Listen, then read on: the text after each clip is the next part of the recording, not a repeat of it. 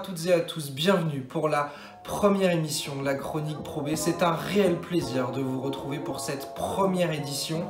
Nous allons parler ensemble, durant une petite demi-heure, de toutes les statistiques marquantes de la 14e journée de Pro B qui s'est déroulée ce week-end, vendredi et samedi. Nous allons parler de toutes les rencontres, de tous les résultats, nous allons faire un point sur le classement et nous allons parler ensemble et débattre des points principaux de cette 14e journée. Tout d'abord, j'aimerais vous remercier pour le succès de la première vidéo publiée jeudi. C'était tout simplement incroyable de voir que plus de 250 vues ont été faites sur cette vidéo. C'est vraiment génial. Je tiens à tous vous remercier pour les partages, pour les likes que vous avez laissés sur cette vidéo, pour les likes que vous avez laissés sur la page Instagram et sur la page Facebook de la chaîne. C'est vraiment incroyable de savoir que vous avez autant aimé cette émission, que vous avez eu autant de retours positifs à ce sujet. J'espère que nous pourrons en faire d'autres sur des sujets d'actualité comme cela. A priori, les changements d'entraîneur est un sujet qui vous a plu. Nous allons donc déjà pouvoir établir un premier bilan de ces changements d'entraîneur, notamment du côté de Poitiers, où Jérôme Navy a entraîné son premier match sur le banc Poitvin. Cette journée a vu apparaître quelques surprises et également quelques confirmations. Principale surprise, la victoire d'Aix-Maurienne à domicile face à Denain qui réalise pourtant un très bon début de saison. D'autres confirmations comme Quimper qui prend seule la deuxième place de ce classement de Pro B. Le choc entre Blois et Nantes et qui a vu la victoire de 2 points de l'ADA Blois sur son dauphin. Nantes est donc relégué à la 3e place après cette défaite. Autre surprise également, la grosse victoire de Saint-Quentin qui s'impose face à Vichy-Clermont à domicile. Ça, c'était une réelle surprise. Saint-Quentin étant relégable avant cette journée, ils le sont toujours, mais ils reviennent désormais à égalité avec le premier non relégable, Fos-sur-Mer, après cette victoire. Et autre confirmation que nous avons eue, c'est la mauvaise passe actuelle de Soufel-Weyersheim qui s'est incliné à domicile face à Lille. 4e défaite consécutive pour les Alsaciens, ça commence à faire beaucoup pour les joueurs de Stéphane Heberlin. Il va falloir relever la tête rapidement. À noter que leur prochain match sera face à une équipe également dans un très mauvais état en ce moment, qui est Poitiers. Et ce choc entre deux équipes en très mauvaise posture en ce moment va être très important. Sans plus tarder, on va enchaîner sur le premier match de cette 14e journée de Pro B qui opposait Aix-Maurienne à Denain. Courte victoire mais très importante victoire dans l'optique du maintien pour les Savoyards qui s'imposent 79-76 face aux Nordistes. Une victoire qui s'est surtout dessinée au retour des vestiaires avec un 3e quart-temps remporté 20-8 par les Savoyards. C'est dans la 2e mi-temps que les joueurs d'Aix-Maurienne ont réussi à faire la différence, notamment en stoppant Denain offensivement. Denain n'a marqué que 27 petits points en 2e mi-temps et c'est là où défensivement les joueurs d'Emmanuel Schmitt ont réellement fait la différence. 49 points encaissés en première mi-temps, seulement 27 en 2e et au final c'est un succès très important pour Aix-Maurienne qui se replace dans ce championnat de Pro B. Aix-Maurienne remonte donc à la 10e place de ce championnat à égalité avec Vichy-Clermont qui a perdu ce week-end. Et c'est bien là l'importante opération de cette 14e journée pour les Savoyards. Côté statistique, on notera surtout qu'il y a eu 4 joueurs à plus de 12 points du côté d'Aix-Maurienne. Le meilleur marqueur de cette rencontre côté Savoyard, c'est Ronald March qui a scoré 20 points à 9 sur 16 au tir et un joli 16 d'évaluation, 6 rebonds, 7 passes décisives pour lui, un match très complet. La meilleure évaluation de cette rencontre du côté d'Aix-Maurienne, c'est Charles Nkaloulou avec son 4 sur 7 à 3 points, c'est 18 points et ses 20 d'évaluation.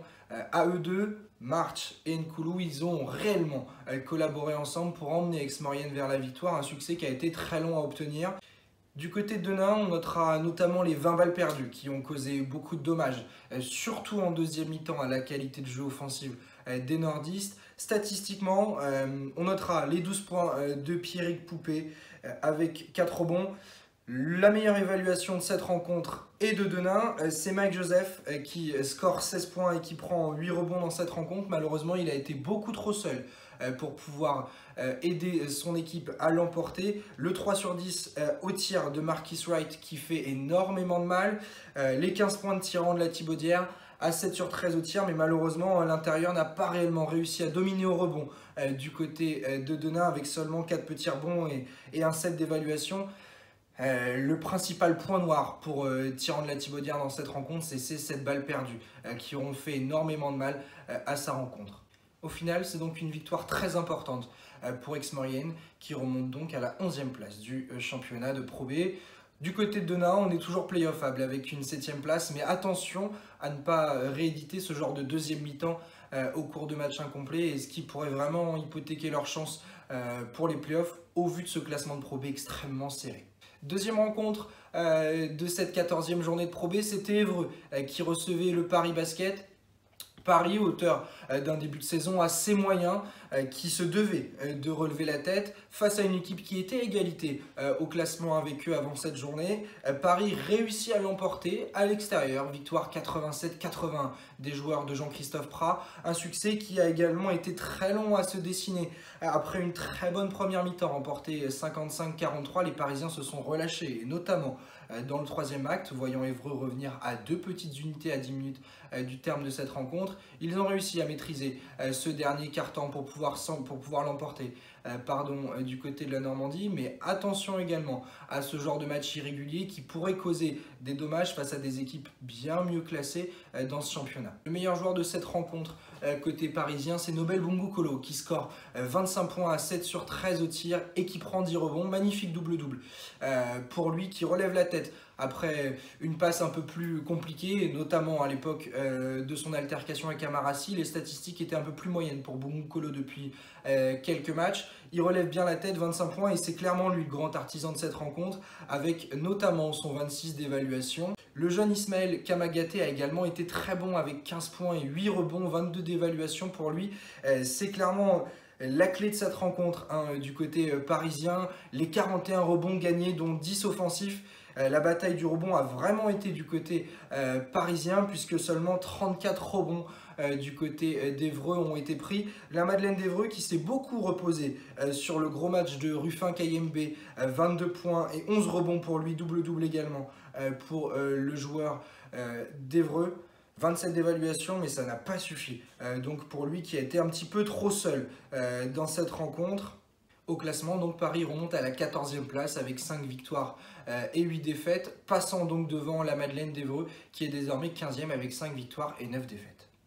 Troisième rencontre, c'était une équipe de Poitiers très mal en point qui se déplaçait du côté d'Antibes. Malheureusement, cela n'a pas fonctionné pour le PB 86 qui s'incline de 19 points, 86-67 du côté de la Côte d'Azur. Un troisième quart-temps remporté 26-9 par les joueurs de Nicolas Antic. Et une nouvelle fois, c'est bien là que la différence s'est faite. Comme sur les 2 matchs précédents, le troisième quart-temps a été salvateur pour une des 2 équipes. Et là, c'était effectivement pour Poitiers qui, au retour des vestiaires, les lumières se sont éteintes, plus d'adresse, des ballons perdus et une défense d'Antibes qui a été retrouvée après une première mi-temps plutôt compliquée avec 45 points encaissés. Ça fait quand même 90 points sur la rencontre. C'est compliqué d'aller chercher un match quand on encaisse 90 points. Ils ont su relever la tête défensivement, les joueurs de Nicolas Antic, pour réussir à l'emporter. Les joueurs du PB n'ont réellement pas eu assez d'adresse dans cette rencontre pour pouvoir espérer l'emporter. Seulement 39% au tir pour les Poitevins. Quand Antibes tirait à 56% sur la rencontre, c'est impossible de pouvoir remporter la rencontre avec seulement 39% d'adresse. Le manque d'agressivité des Poitevins a aussi été criant et ils n'ont eu que seulement 9 lancers francs sur la rencontre quand Antibes est allé 29 fois sur la ligne des lancers francs. Cela aussi, c'est bien trop peu pour pouvoir espérer l'emporter, et c'est bien là aussi que la différence se fera quand ils souhaiteront jouer le maintien réellement. Il faudra être capable de se battre, de mettre de l'intensité et provoquer des fautes avec du rythme et de la vitesse. Poitiers n'a jamais été en capacité de le faire, et notamment sur la deuxième mi-temps face à Antibes. Côté statistique, 4 joueurs à plus de 10 points dans cette rencontre du côté d'Antibes. Zaiderst avec ses 19 points a été le meilleur marqueur antibois dans cette rencontre. 5 sur 11 au tir pour lui et surtout 8 sur 11 sur la ligne des lancers francs. Il a réussi à provoquer 9 fautes dans la rencontre pour un joli du coup 15 d'évaluation à la fin. La meilleure évaluation antiboise, c'est Fernando Raposo. Raposo qui score 12 points à 6 sur 7 au tir, c'est plutôt propre. Et surtout 7 rebonds et 3 passes décisives, un match plutôt complet pour lui qui finit donc avec 21 d'évaluation. Du côté d'Antibes, on continue la remontée au classement. Désormais, c'est une 9e place pour les joueurs de Nicolas Antic qui sont désormais avec 7 victoires pour 6 défaites. La remontée continue tranquillement pour eux qui sont désormais tout proches d'être play-offables dans ce championnat de Pro B. Quatrième rencontre de cette journée de Pro B, et c'était le choc entre Nantes et Blois. Blois, premier du championnat, se déplaçait du côté de l'Hermine de Nantes, qui était deuxième, avec 9 victoires pour 4 défaites avant cette journée de championnat. Au final, c'est un succès pour les joueurs de Michaëlé, une victoire qui a été très longue à se dessiner. Ils étaient devant à la mi-temps, 37-33. Le troisième quart-temps a été extrêmement compliqué. Beaucoup de pertes de balles. Nantes était vraiment remonté en termes de dureté défensive. Ils ont réussi à passer devant, les Nantais, puisqu'ils menaient 54-49 à 10 minutes du terme. Et au final, le dernier quart-temps a été favorable aux joueurs de l'ADA Blois, notamment avec un tir à quelques secondes de la fin de Lucas Bourris à 3 points, qui permet donc à Blois de repasser devant. Et derrière, ils arrivent à l'emporter avec un énième lancer franc. Victoire donc 72-70 pour les joueurs de Michaëlé, qui confortent leur place de leader en tête de ce championnat de Pro B. Ils ont désormais 2 victoires d'avance sur Quimper, qui est nouveau dauphin des Blésois dans ce championnat. Pas de grande différence statistiquement parlant entre ces deux équipes sur cette rencontre, puisque Nantes score à 47%, Blois score à 45%. Ils prennent 11 rebonds offensifs dans la rencontre quand Nantes en prend 10. Perte de balles, 19 balles perdues pour Nantes, 18 pour les Blésois. Tout était réellement proche dans cette rencontre. Les deux équipes auraient réellement pu l'emporter dans cette rencontre. Ça bascule en faveur du leader, qui a pu notamment s'appuyer sur un gros match de son intérieur, Stéphane Gombaud, en sortie de banc, 21 points encore pour le facteur X de l'ADA Blois dans cette rencontre. Et depuis le début de la saison, Lamine Sambé a été très important avec un 6 sur 7 au tir et un 4 sur 5 à 3 points. 16 points pour lui ce soir. C'est lui la meilleure évaluation blésoise dans cette rencontre avec 20 d'évaluation. Tyron Johnson a été ciblé par la défense nantaise, le meilleur scoreur du championnat de Pro B, a scoré 10 points mais avec un 4 sur 12 au tir. Ça a été une rencontre assez compliquée pour lui, mais qui a été plutôt intelligent derrière, puisqu'il délivre 7 passes décisives. Du côté nantais, c'est Terry Smith qui a réellement été bon dans cette rencontre avec 20 points, 7 sur 14 au tir pour lui avec 15 d'évaluation. Le meilleur marqueur nantais cette saison, René Rougeau, a lui aussi été ciblé par la défense blésoise. 10 points pour lui, 5 sur 11 au tir, une rencontre compliquée pour l'américain de Nantes. 5 petits rebonds pour lui, mais malheureusement ça n'a pas suffi pour l'Hermine de Nantes, qui s'incline de très peu, 72-70. Ils sont désormais 3e de ce championnat de Pro B. C'est Blois qui est toujours leader avec seulement 2 défaites dans ce championnat. Ça va bien pour les joueurs de Michaëlé, qui savent évidemment que la saison est encore longue. Rappelons que le premier de Pro B cette saison ne montera pas directement. Il aura juste l'avantage du terrain jusqu'à la fin des playoffs. 5e rencontre dans cette 14e journée de Pro B. C'était Rouen qui recevait Fos-sur-Mer. Rouen qui réalise un bon début de saison, un match qui a été tantôt en faveur de Rouen, tantôt en faveur de Fos-sur-Mer. Le troisième quart-temps a encore été compliqué pour une des deux équipes, puisque Rouen menait 52-40 à la fin des 20 premières minutes, et ils se sont fait rattraper au cours du troisième quart-temps. Ils ont encaissé 27 points, ce qui est beaucoup trop dans un quart-temps pour espérer tenir les 10 minutes. À la fin du troisième quart-temps, 67 partout, tout était encore à jouer entre ces deux équipes, et au final c'est Rouen qui a fait la différence dans le dernier quart-temps. Victoire de 6 petits points, mais victoire importante pour les joueurs du Rouen Métropole Basket. A l'inverse, ça ne va toujours pas pour les joueurs de Rémi Juta, qui sont désormais à égalité avec le premier non relégable, Saint-Quentin. Ils se font reprendre à leur 16e place du championnat. Une défaite où malheureusement personne n'a réussi à tirer son épingle du jeu. 11 points pour Caleb Walker, 11 points pour Bodian Massa. Makran Benrabdan a été vraiment en difficulté également dans cette rencontre. 4 points, 4 rebonds pour le Tunisien. Souleymane Diabaté score 11 points, mais ça n'a pas suffi, loin de là. Là aussi, un autre joueur étranger de Fos-sur-Mer qui a été en difficulté, Charles Noé Abouo, qui score seulement 5 petits points. Malheureusement, Fos-sur-Mer a été beaucoup trop irrégulier dans cette rencontre et peut réellement vouloir, à sa première mi-temps, gâcher, perdu 52-40. 44% au tir pour les Provençaux, quand Rouen scorait à 59% sur toute la rencontre. Un petit 4 sur 16 pour les joueurs d'Alexandre Ménard, mais qui n'a pas réellement eu d'incidence sur cette rencontre. Côté statistique, on notera le gros match de l'Américain Jamar Diggs, qui score 21 points et 5 rebonds. c'est lui, le meilleur joueur de cette rencontre. Clairement, il a bien été aidé par Jérôme Cazeneuve, auteur de 12 points. On notera également les 10 points en sortie de banc de André Speight et les 6 points d'Ervin Bassoumba et les 6 rebonds pour lui. Un match complet donc pour les joueurs qui sont sortis du banc, et c'est le banc qui a également fait la différence dans cette rencontre. Rouen donc revient à la 5e place de ce championnat après la défaite devant de Soufel-Weyersheim. 8 victoires, 6 défaites donc pour les joueurs d'Alexandre Ménard qui réalisent vraiment une bonne première partie de saison. Du côté de Fos-sur-Mer, c'est plus compliqué. 16e place du championnat avec 4 victoires et 10 défaites. Il manque l'occasion de revenir à égalité avec Évreux. C'est vraiment une occasion ratée pour Fos-sur-Mer qui avait fait un gros 3e quart-temps, mais son irrégularité sur l'ensemble de la rencontre ne leur ont pas permis de pouvoir l'emporter. On a déjà passé la moitié de cette émission puisque on attaque la 6e rencontre de cette 14e journée de Pro B. C'était Quimper qui recevait Griez-Oberhofen, un match des extrêmes entre l'équipe la plus à l'ouest du championnat et l'équipe la plus à l'est. Beaucoup de route pour le BCGO qui malheureusement n'a pas réussi à l'emporter. Un match dominé sur la plupart du temps de cette rencontre par les joueurs de Laurent Foirest.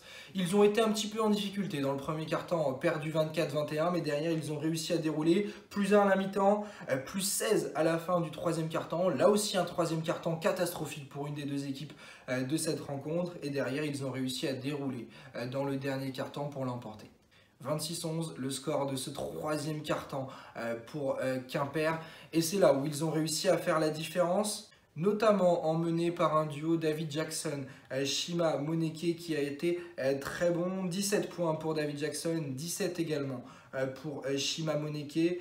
20 d'évaluation également pour Lucas Dussoulier qui réalise une rencontre extrêmement complète avec 14 points à 5 sur 7 au tir, 3 rebonds, 2 passes décisives, 2 interceptions également. Il a été présent en défense et c'est là où aussi Quimper a réussi à faire la différence en encaissant que 11 points à la sortie des vestiaires. Ils ont réussi à faire la différence sur toute la rencontre grâce à une régularité et une dureté qui leur a été favorable.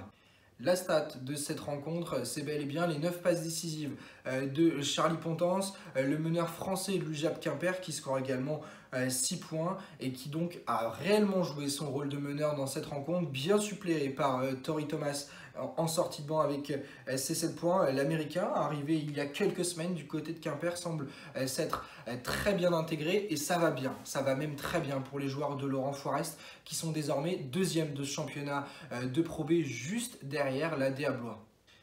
Du côté des Alsaciens de Griez-Oberhofen, c'est donc une 13e place, 6 victoires, 8 défaites pour les Alsaciens.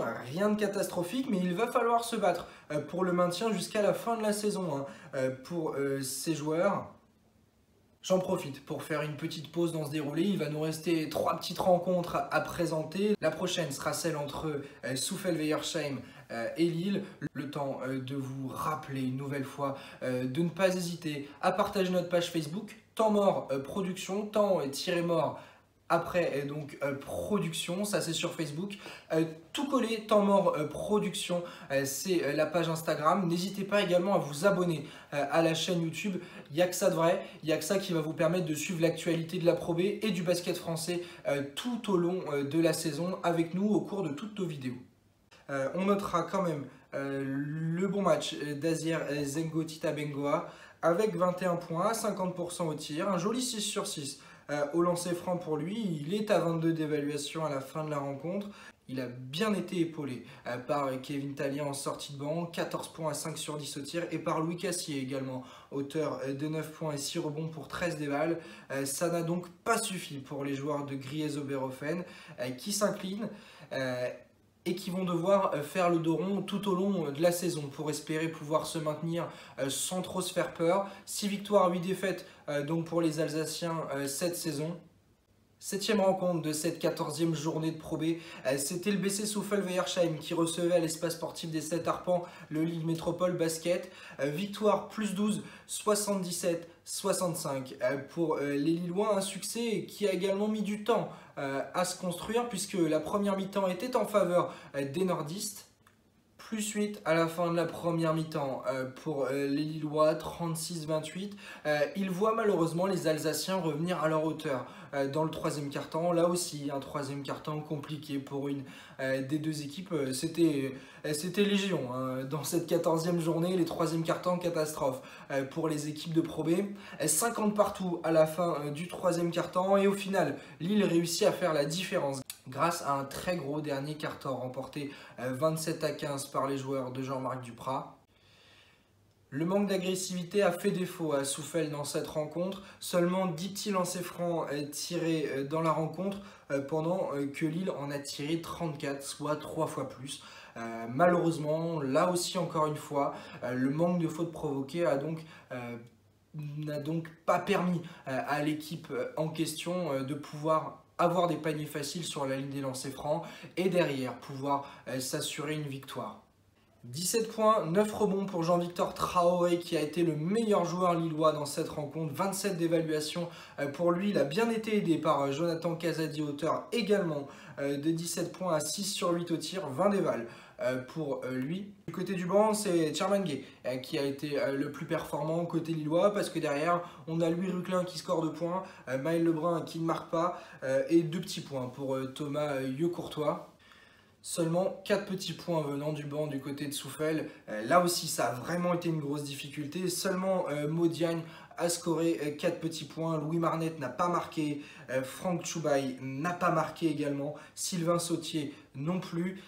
Très compliqué de pouvoir l'emporter quand ça devient un petit peu compliqué et que les titulaires s'essoufflent, le banc n'est pas là pour réussir à suppléer. Et c'est évidemment ce qu'on savait de cette équipe de Soufel qui a misé sur de jeunes joueurs pour pouvoir faire son équipe avec un budget très serré.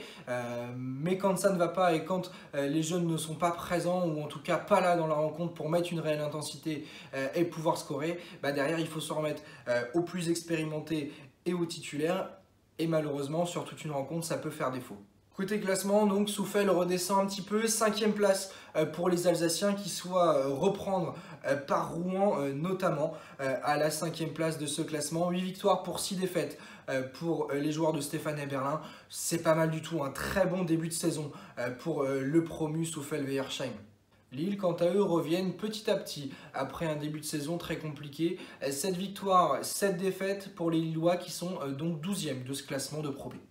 Avant-dernière rencontre de cette 14e journée de Pro B, c'était Saint-Quentin qui recevait au Palais des Sports Pierre Rath, l'AJAFCM de Vichy-Clermont. Victoire assez inattendue des Picards, 90-86 pour les Saint-Quentinois qui ont eux aussi créé leur succès dans le troisième quart-temps, remporté 27-12. Alors qu'ils étaient devant de plus 4, 45-41 à la mi-temps, ils ont réussi à faire la différence dans le troisième quart pour derrière mener 72-53 à 10 minutes du terme. Cela a été trop compliqué pour Vichy-Clermont donc de revenir après un troisième quart-temps où ils ont été inexistants, dépassés par la dureté défensive de Saint-Quentin, poussés par son public. Un dernier quart-temps donc que les joueurs de Guillaume Vizade ont remporté 33 à 18, mais ça n'a donc pas suffi. Ils partaient de trop loin pour réussir à revenir et à l'emporter dans ce match. Double-double pour Laïen Philippe dans cette rencontre, 21 points, 8 sur 14 au tir, 12 rebonds pour un joli 24 d'évaluation. Il a bien été aidé par Jean-François Kébé, 18 points, 6 rebonds pour lui avec un joli 7 sur 9 au lancer franc, 21 d'éval pour Kébé et 20 d'évaluation pour Ryan Rooms, 17 points, 6 rebonds, 2 passes d'ess pour lui dans ce match et 4 fautes provoquées pour l'Américain. Côté Vichy, on pourra vraiment en vouloir au manque d'adresse, 42% au tir. Ils ont pourtant bien été emmenés par un David Denave, auteur de 23 points à 5 sur 10 à 3 points.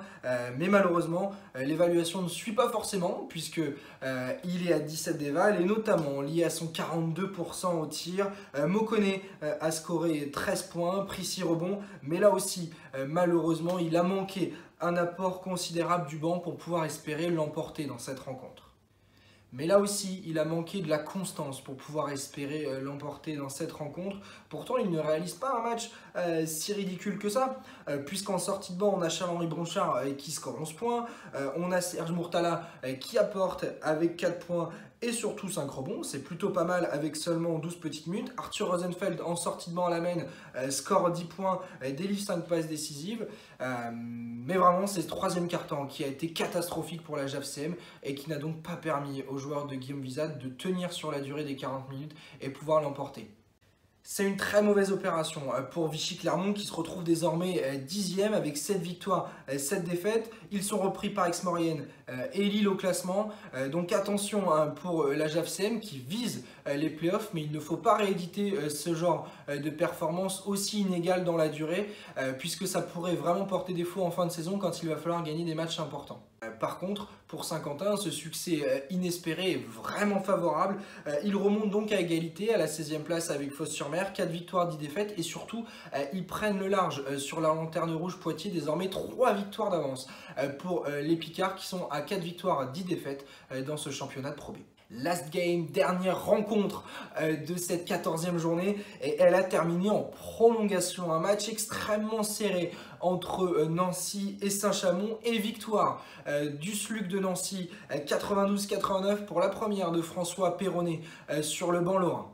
Un match extrêmement serré tout du long, plus 7 pour Saint-Chamond à la pause, égalité à la fin du troisième quart, égalité à la fin du quatrième et une petite victoire, une courte victoire mais si importante en vue des playoffs pour Nancy.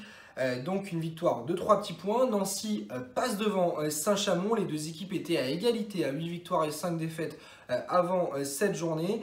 Désormais Nancy est à 9 victoires pour 5 défaites, tandis que les joueurs d'Alain Tiné sont à 8 victoires pour 6 défaites. François Perronnet s'est appuyé sur une rotation très courte dans cette rencontre, 30 minutes pour Goudou Signa, 28 pour Williams Narras, 35 pour Ron Lewis, 32 pour Junio Barueta, 29 pour Meredi Soumounou. Il a fait très peu de changements puisque le banc a très peu joué. 5 minutes pour Bastien Vautier, 4 minutes pour Dinma Odiakosa.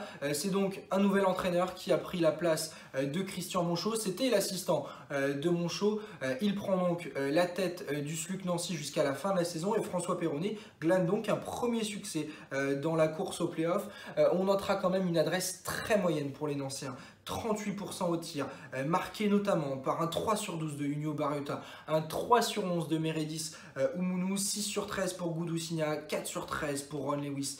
Ça a vraiment été très moyen. Mais en même temps, Saint-Chamond n'était pas en reste, 38% pour eux au tir, 1 sur 9 pour Théo Bouteille au tir, 8 sur 17 pour Paul Carter, avec notamment un 4 sur 10 à 3 points, 2 sur 7 pour Mounir Bernaoui. Ça a vraiment été trop peu, en sachant qu'ils perdent quand même 18 ballons sur la rencontre. Ils ont pourtant eu un bon nombre de deuxième chances, 50 rebonds au total pour les joueurs de Saint-Chamond, avec 14 rebonds offensifs, mais ils n'ont pas réussi à remettre les deuxièmes chances. On notera quand même un joli 25 sur 32 au lancer franc, énormément de fautes dans cette rencontre où il y a eu pas moins de 62 lancers francs. Les deux équipes ont été très à droite, 76% derrière la ligne des lancers francs pour Nancy, 78% pour Saint-Chamond. Encore une fois, un peu à l'instar de la rencontre entre Nantes et Blois, les deux équipes auraient réellement pu l'emporter dans cette rencontre. Ça bascule donc du côté de Nancy, porté par les 22 points de Ron Lewis, avec 17 dévals, 5 rebonds pour lui. Les 9 rebonds de Williams Narras, accompagnés de ses 13 points, ont été très importants également pour le SLUC. Côté Saint-Chamond, et c'est vraiment la perf de ce week-end, c'est les 34 points de Paul Carter. Donc je le disais, une adresse moyenne à 8 sur 17 au tir, mais un énorme 14 sur 16 au lancer franc, 7 fautes provoquées pour l'Américain, 10 rebonds pour lui, il a été très proche donc du triple-double. Il finit la rencontre avec 33 d'évaluation, 27 d'évaluation également pour Grimé Pommier qui score 19 points, prend 7 rebonds et provoque 8 passes, 26 d'éval également pour Juraj Skfic qui score 17 points et prend 11 rebonds, double-double également pour lui. Comme je l'ai dit, donc ça n'a pas suffi aux joueurs d'Alain Tiné qui s'inclinent. Nancy passe donc devant et prend la 5e place de ce classement. Ils reviennent à égalité avec Nantes à la 3e place. 9 victoires, 5 défaites donc, pour les joueurs de François Perronnet. Tandis que Saint-Chamond se fait reprendre par Rouen, 7e place donc, pour les joueurs d'Alain Tiné. 8 victoires, 6 défaites. Ça va quand même bien, c'est une nouvelle bonne saison pour Saint-Chamond qui confirme sa bonne saison dernière. Voilà pour cette première émission de la Chronique Pro B. C'était vraiment un plaisir de vous retrouver ce lundi soir. Bon, en même temps, j'ai envie de vous dire bon appétit pour ceux qui regarderont ça à la pause du midi. Bonne journée pour ceux qui regarderont ça le matin au réveil. Ceux qui nous regarderont donc dès lundi soir, j'ai envie de vous souhaiter une bonne soirée. J'ai envie surtout de vous souhaiter une très bonne semaine puisque ça deviendra donc un rendez-vous. Tous les lundis, nous nous retrouvons pour une Chronique Pro B ensemble. J'espère petit à petit que nous serons capables de partager cette émission à tous les clubs, à tous les supporters, avec un peu de chance. Certains clubs vont partager ça sur leurs réseaux sociaux. Je compte sur vous, club de supporters, je compte sur vous également en supporters pour partager ça sur votre Facebook, sur votre Instagram, sur Twitter, que nous soyons de plus en plus ensemble pour suivre les actualités de la Pro B et du basket français. Nous allons nous retrouver évidemment dans la semaine pour une vidéo d'actualité. La volonté, c'est également que vous soyez capable de me donner votre avis sur ce qui va au cours de ces vidéos, sur ce qui vous plaît un petit peu moins, que l'on puisse adapter cela et que ce soit le contenu qui vous plaise le plus à vous, supporters et amateurs de basket français. En tout cas, quand je vois l'engouement que Temps Mort est en train de prendre, le nombre d'abonnés que l'on a eu après la première vidéo, le plus de 250 vues, alors que nous venions de nulle part et que personne ne nous connaissait,